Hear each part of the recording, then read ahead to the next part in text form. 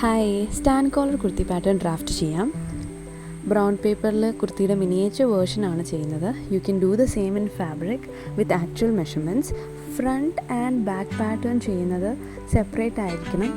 അങ്ങനെയാകുമ്പോൾ ബാക്ക് പാറ്റേണിൽ വരുന്ന നെക്കിൻ്റെ ഭാഗത്ത് 0.5 ഇഞ്ച് കൂടുതൽ വരണമെന്നുള്ള ഭാഗത്ത് കൺഫ്യൂഷൻ ഇല്ലാതിരിക്കാനായിട്ട് ഹെൽപ്പ് ചെയ്യും. യൂഷ്വലായിട്ടുള്ള ലൈൻസ് ഡ്രോ ചെയ്യാം. Shoulder line, chest line, bust line, waist line and hip line. ഷോൾഡറിൻ്റെ ഹാഫ് എടുത്തിട്ട് മാർക്ക് ചെയ്യാം. സെയിം മെഷർമെൻറ്റ് ചെസ്റ്റ് ലൈനിൽ മാർക്ക് ചെയ്യാം. ഷോൾഡർ ലൈൻ ആൻഡ് ചെസ്റ്റ് ലൈനിൻ്റെ മിഡിലായിട്ടാണ് ഫ്രണ്ട് അക്രോസ് വരുന്നത്. ഫ്രണ്ട് അക്രോസ് എത്രയാണോ ക്ലയൻറ്റിൻ്റെത് അത് മാർക്ക് ചെയ്യാം. ഇത് ചെയ്യുന്നതിലൂടെ ആംപിറ്റിൻ്റെ അവിടെ വരുന്ന ക്രീസ്, എസ്പെഷ്യലി കോളർ കുർത്തി ആകുമ്പോൾ ക്രീസ് വരാൻ സാധ്യത കൂടുതലാണ്. അത് അവോയ്ഡ് ചെയ്യാനായിട്ട് ഇത് ഹെൽപ്പ് ചെയ്യും. ബാലൻസ് ഉള്ള measurements chest round, bust round, waist round, hip round mark ചെയ്തതിന് ശേഷം ബോട്ടം വിഡ്ത്ത്. ഹിപ്പ് റൗണ്ടിൻ്റെ അതേ മെഷർമെൻറ്റാണ് ബോട്ടം വിഡ്ത്തിൻ്റെ ഭാഗത്ത് നമ്മൾ എടുക്കുന്നത്. ക്ലയൻറ്റ് ആവശ്യമെങ്കിൽ ക്ലയൻറ്റിൻ്റെ ആവശ്യപ്രകാരം വേണമെങ്കിൽ കൂട്ടാവുന്നതാണ്. 1.5 to 2 inch or even till 3 inch വരെ കൂട്ടാം.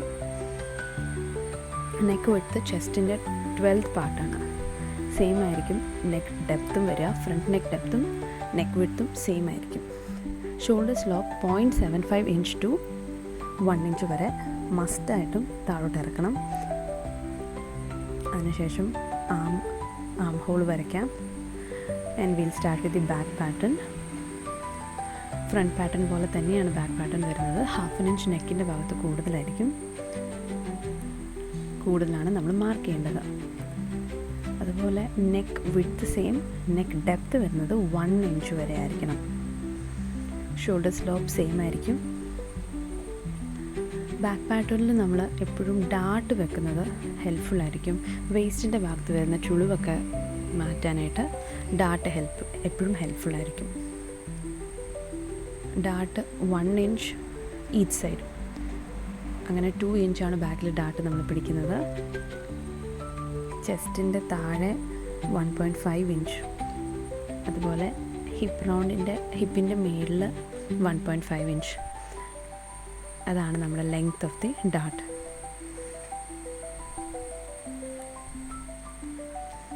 ഇതേപോലെ തന്നെ ഫാബ്രിക്കിൽ കട്ട് ചെയ്യാം.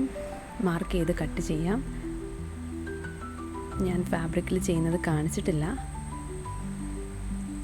എന്തെങ്കിലും ക്വസ്റ്റ്യൻസോ ഡൗട്ടോ ഉണ്ടെങ്കിൽ you can ask me in the comment section.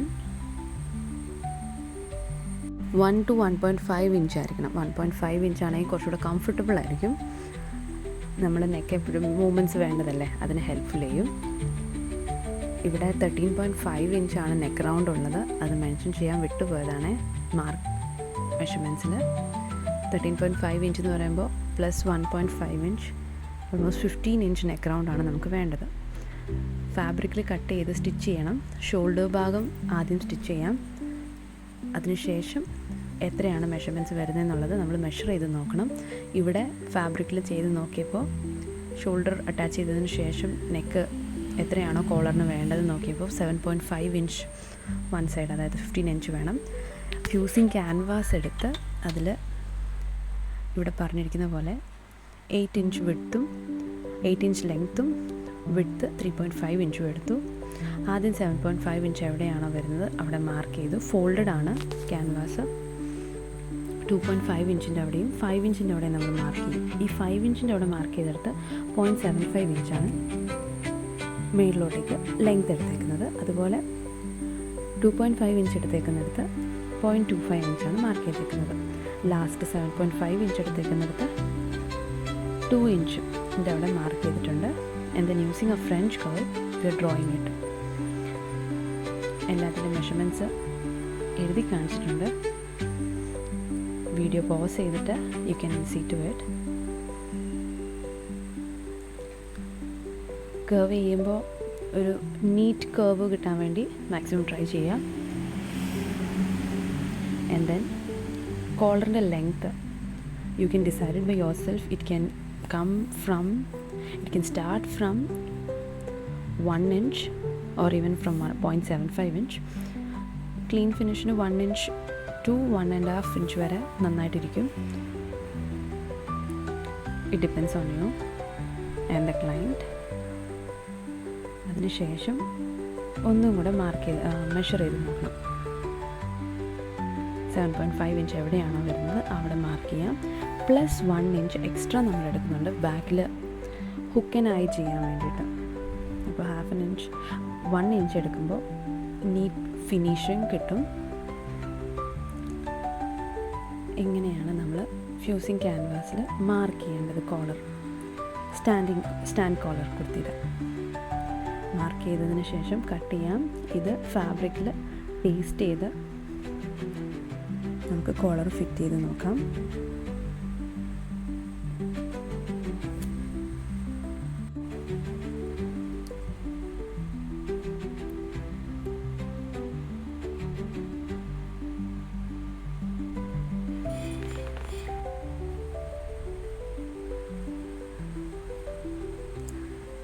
One inch extra ഉള്ളതിൻ്റെ അവിടെ മാർക്ക് ചെയ്യുകയാണെങ്കിൽ കൺഫ്യൂഷൻസ് അവോയ്ഡ് ചെയ്യും.